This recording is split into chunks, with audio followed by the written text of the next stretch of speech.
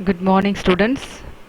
Today we are going to learn a new lesson in biobotany, that is chapter number 2. It comes under the unit genetics, and lesson is classical genetics.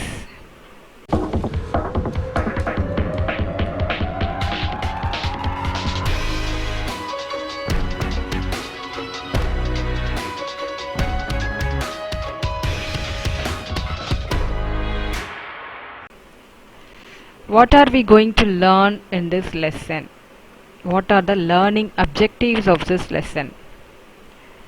Here in this lesson we will be able to learn, differentiate classical and modern genetics.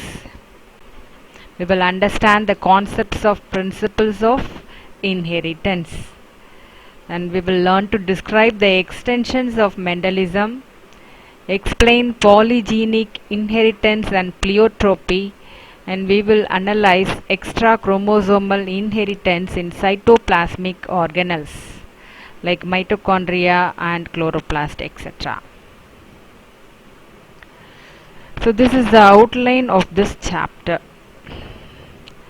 Now, what is genetics?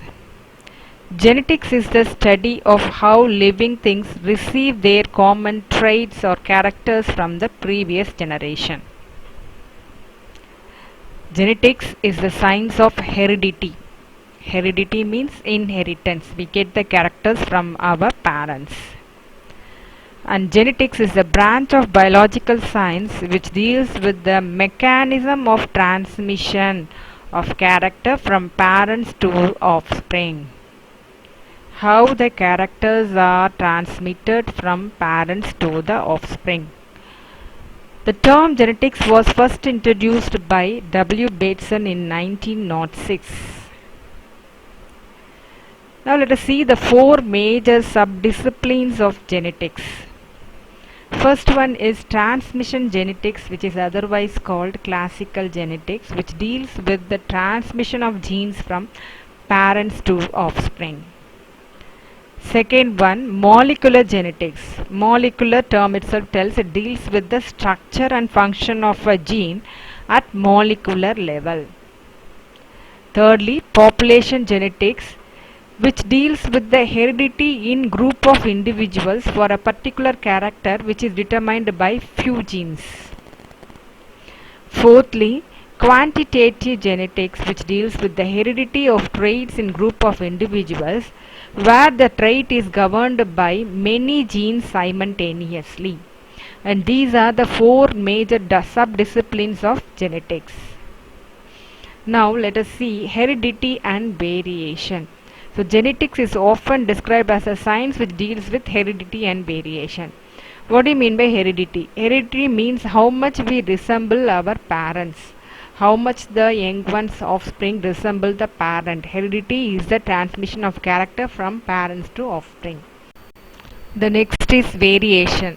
Here, how much the young one differ from the parent. The organism belonging to the same natural population or species that show a difference in the characteristics is called as variation. How much the young ones produced out of the seeds differ from the parent from where the seeds are got. Variations are of two types. First one is discontinuous variation. So this occurs within a population, some characteristics which show limited form of variation.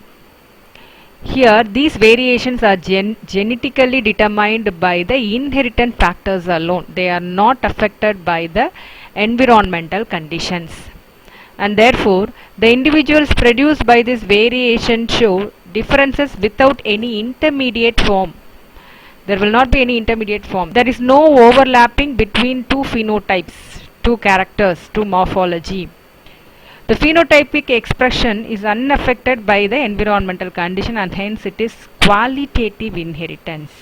So discontinuous variation is qualitative inheritance.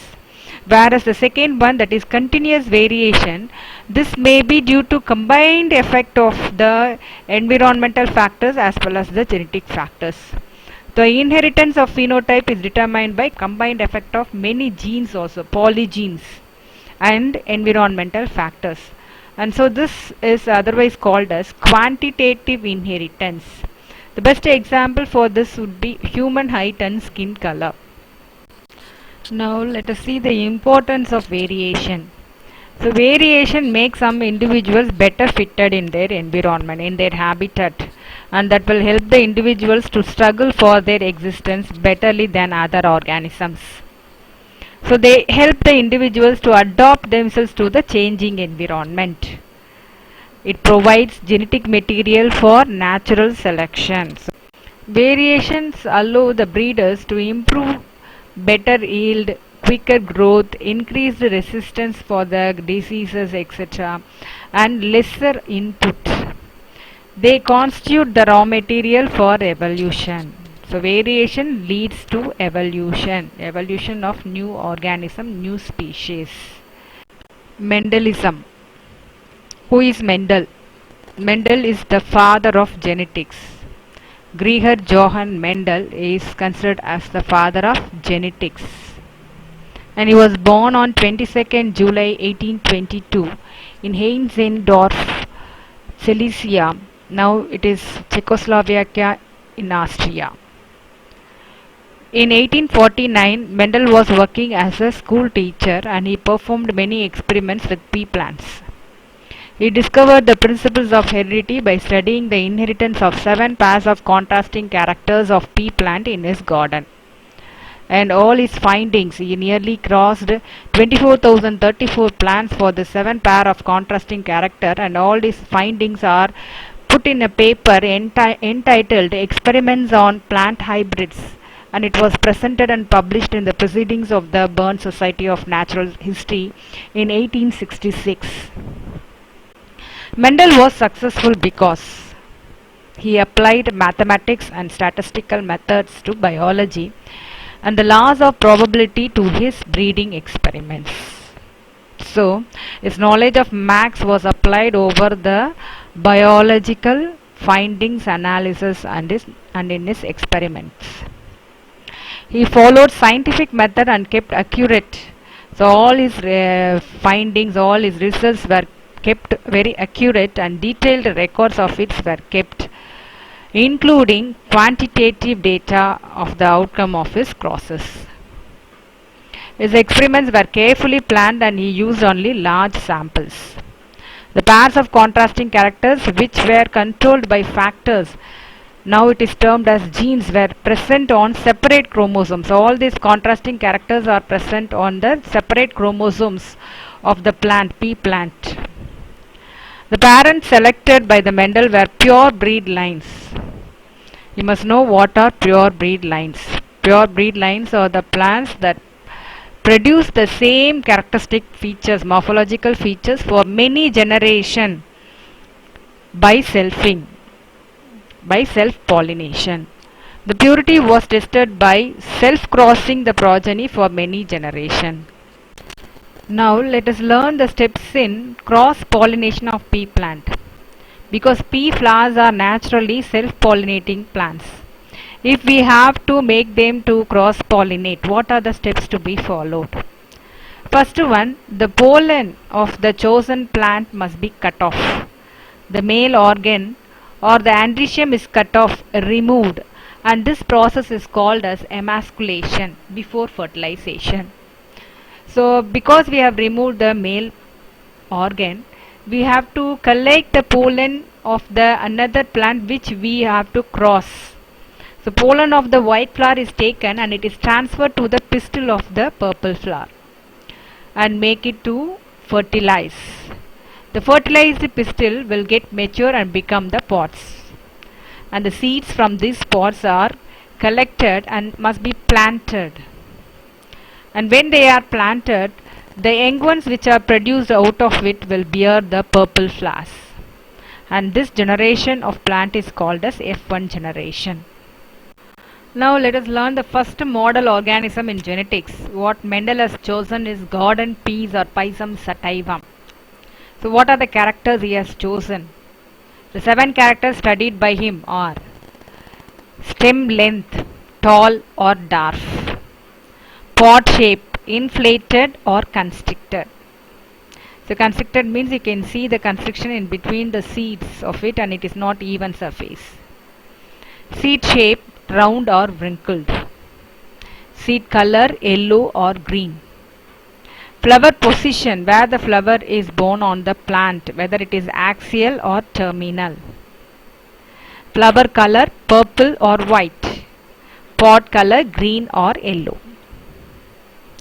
Now what are the genes that are determining these characters? The plant height LE, tall, dwarf. Seed shape R, capital R, dominant allele, round, wrinkled. Cotyledon color I, yellow or green. Flower color A, purple or white. Pod color GP, green or yellow. Pod form V, inflated or constricted. Flower position FA, axial or terminal. And these are the 7 chromosomes which are present in the pea plant. The first chromosome will have both the flower color as well as the seed color. And the fourth chromosome will have the pod shape. Plant height also is present in that. Flower position, whether it is axial or terminal. And fifth chromosome is having pod color. And the seventh chromosome has the seed shape, whether it is round or wrinkled. Terminology related to Mendelism. What are alleles? Alleles are nothing but the alternate forms of the same trait or gene. So alternate forms, capital T, small t. Capital T for tallness and small t for the dwarfness. Homozygous, capital T, or it can also be small t and small t, both similar but two identical alleles of the gene in an individual, we call it as homozygous. Heterozygous, capital T and small t, an individual is two different alleles. Hybrids, Mendel's non-true breeding plants. Now let us see the first law of Mendelian inheritance, that is the law of dominance. The expression of only one of the parental character in F1 generation. Normally the dominant character is expressed in the F1 generation and this is what is called as law of dominance. The second law is the law of segregation. At the time of gamete formation, normally the alleles do not show any blending. At the time of gamete formation, the factors or the alleles of the pair separate and segregate from each other such that each gamete receive only one of the two factors. And so the homozygous parent produces only similar gametes, whereas the heterozygous parent can produce two kinds of gametes, each having one allele with equal proportion. And so gametes are never hybrids. These are the two laws of inheritance. Now we shall learn the monohybrid cross. What is monohybrid cross? It is a cross between two plants having single pair of contrasting characters. The contrasting character here taken is plant height, one tall plant with one dwarf plant, and both of them are pure breeding variety. They produce tall plant for many generations and this produce short plant or dwarf plant for many generations, and they both were crossed. And in the F1 generation, all the plants which were produced were tall, because the gamete which is contributed by the tall plant is capital T and the gamete which is contributed by the dwarf plant is small t. And in F1 generation, all were heterozygous tall plants. When this F1 generation plants are selfed to undergo the self-pollination to produce the second generation F2 generation, Mendel was able to get three types of plants. So what are the three types of plants? That is homozygous tall plants and homozygous dwarf plant. The third type is heterozygous tall plants. And so the genotypic ratio would be 1:2:1. Whereas the phenotypes are tall and dwarf plant in the ratio, phenotypic ratio 3:1. So all these were three tall plants and the last homozygous dwarf alone will become the dwarf plant. So what do you mean by genotype? The term genotype is the genetic constitution of an individual, how the genes are assigned in the plant. So the capital T is homozygous tall, capital T small t becomes heterozygous tall plant. So 3 becomes tall, and homozygous dwarf plant will have both the genes alleles small t. So this is what is called as genotype. What do you mean by phenotype? The phenotype refers to the observable character of an organism. So what is seen from outside as morphology, whether it is seen as tall plant or dwarf plant, and that is what is called as phenotype. Now what is reciprocal cross? The tall pea plants were pollinated with the pollens from the true breeding dwarf plant. So the androecium is taken from the dwarf plant in the monohybrid cross, and the ovary is from the tall plant. When this is reversed, when the parental types were reversed, the pollen is taken from a tall plant to fertilize the ovum of the dwarf pea plant. Also, we will get the same result, that is only tall plants will be resulting in the F1 generation. It is same as a monohybrid first cross, only the parents were reversed. So all the plants produced would be tall plants in the reciprocal cross. Now let us learn what is a test cross. A test cross is a crossing an individual of unknown genotype with homozygous recessive. So always we will cross the homozygous recessive with unknown genotype to know about the genotype. With the result we can understand and identify the genotype of the unknown plant which is crossed. Here in the first cross we are going to cross F1 homozygous tall plant, that is capital T with homozygous dwarf. This alone we know, but this we are not knowing in the beginning. So when we cross, so this will have only the gametes small t, and this may be anything. So here in the homozygous tall we are having capital T, and so in F1 generation individuals will be tall only. So all the phenotypes are tall. Because they have the capital T dominant allele, the individuals became tall. For example, imagine that this is a homozygous dwarf, then all the individuals will be short plants because all the gametes produced would be short. So with the result we can identify the unknown genotype of the plant which is crossed, and so this is called as test cross.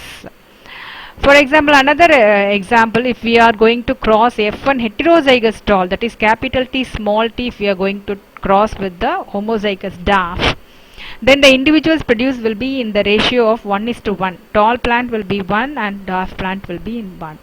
So if the ratio we get is in 1:1, the individual is heterozygous tall plant.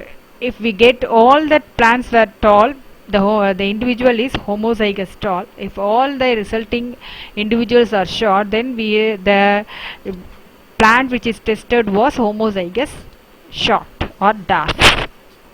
So this is what is the use of the test cross.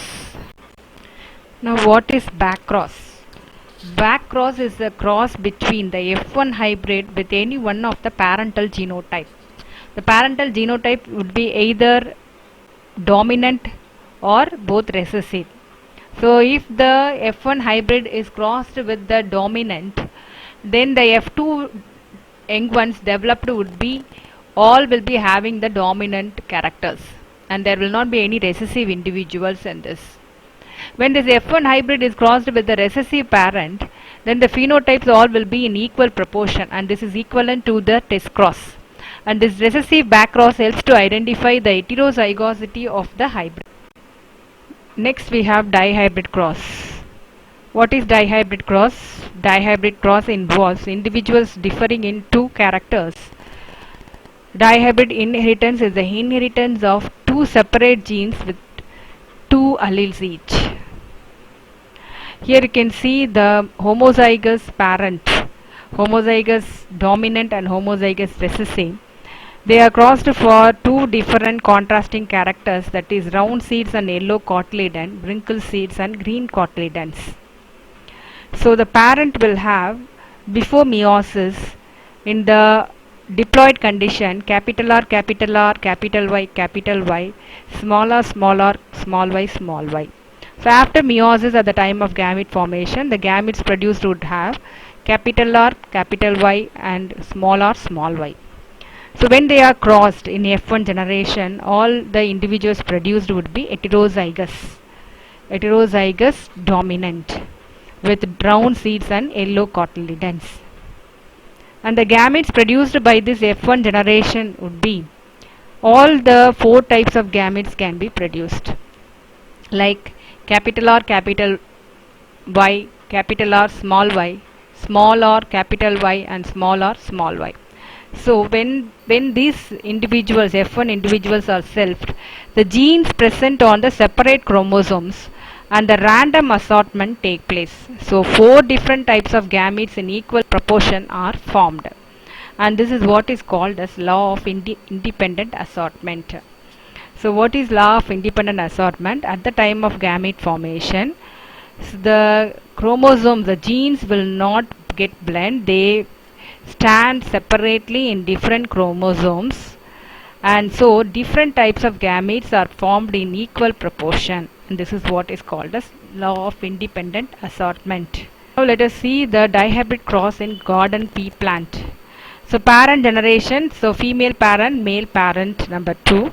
So female parent round yellow cotyledon, male parent is having wrinkle green cotyledon. So in the diploid parental genotype, RR capital, all capital here, all small here. And haploid gametes would be capital R, capital Y and small y. So F1 generation produced would be capital R, capital Y and small y. F1 phenotype all will be round yellow cotyledons. And F1 genotype would be capital R, capital Y and small y. So in the F1 generation, when they are selfed, they will be able to produce all the four types of gametes as we have seen before. These are the four types of gametes, and when they are crossed in the checkerboard, we can clearly understand. So we have to fill in the gametes of the male parent this side and female parent this side. So when they are crossed, they are able to produce all the four types of individuals in the phenotypic ratio of 9:3:3:1. How does the wrinkled gene make Mendel's peas wrinkled? What is the reason for it? The molecular explanation of the round and the wrinkled peas are: the round peas are represented by capital R allele, and wrinkled peas is represented by small r. And this dominant allele RR is responsible for the synthesis of a protein called starch branching enzyme SBE1. And this is encoded as the wild type allele of RR.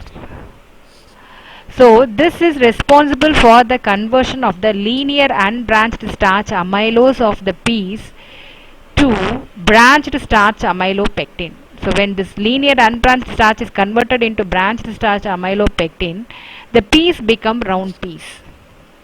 When this conversion does not take place, then the peas become wrinkled. So in the case of recessive allele, small r, this protein that is called the starch branching enzyme cannot be synthesized and becomes inactive enzyme. Because of this, the linear unbranched starch amylose is not converted into branched starch amylopectin, and so the peas become wrinkled here. Now the dihybrid test cross. We have already learned about the monohybrid test cross. So the individuals will be tested for its heterozygosity by crossing them with the homozygous recessive individuals. Here the F1 hybrid round yellow peas are crossed with the homozygous wrinkled peas, green cotyledons. When they are crossed, the resulting individuals would be in the ratio of 1:1:1:1 because we have crossed all with the recessive alleles with the F1 hybrids in the heterozygous condition. And so the individuals are in same proportion, that is 25% of all the four types, that is round yellow, round green, wrinkled yellow and wrinkled green, are got in the test cross. Now the trihybrid cross. A cross between homozygous parents that differ in 3 gene pairs, that is producing trihybrids is called as trihybrid cross. Here the three contrasting characters of a trihybrid cross are tall yellow round with dark green wrinkled. And so in F1 generation all the individuals produced would be tall, yellow and round, which is the dominant character. When this F1 generation is selfed, then in the F2 generation the phenotypic ratio received would be in the 27:9:9:9:9:3:3:3:1.